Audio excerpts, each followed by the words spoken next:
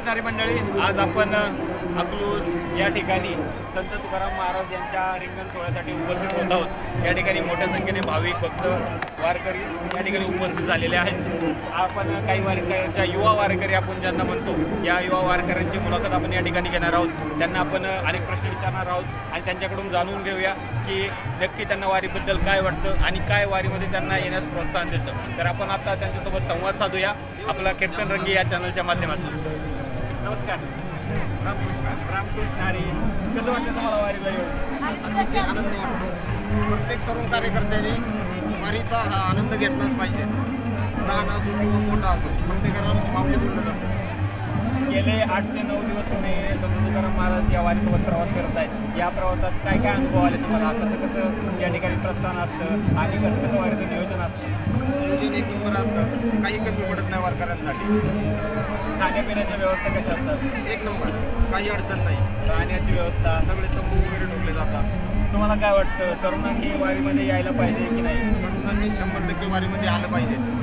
आणि म्हणजे वारीमध्ये असं म्हणतात की वारीमध्ये आल्या सर्वजण ताण दुःख विसरून वारीचा आनंद घेतात। खरंच हा आनंद वारीमध्ये भेटतोय का? हे आता वारी जो चालेल त्याला कळतं। म्हणजे तुमचं म्हणणं आहे की तरुणांनी एकदा तरी वारी आयुष्यात करून बघितलीच पाहिजे। वारी हा एक सुंदर अनुभव आहे आणि त्याचा सर्वांनी आनंद घेतलाच पाहिजे। या ठिकाणी आज तुम्ही रिंगण सोहळ्यासाठी उपस्थित आहात। तुम्हाला काय वाटतं, तुम्हाला हा रिंगण सोहळा कसा असतो? तर आपण जाऊया पुढच्या। आता आपण बाबांसोबत जाऊया। बाबा, या रिंगण सोहळ्याचं महत्त्व काय आणि काय वाटतं तुम्हाला रिंगण सोहळ्याचं?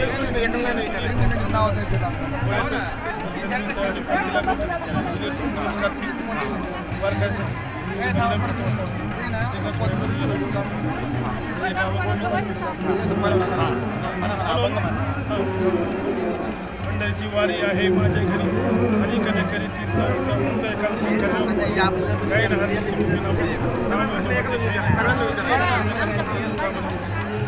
तर हे होतं बाबांच्या तोंडून आजच्या रिंगण सोहळ्याचं आणि वारीबद्दलचं थोडंसं 2 शब्दातलं वक्तव्य।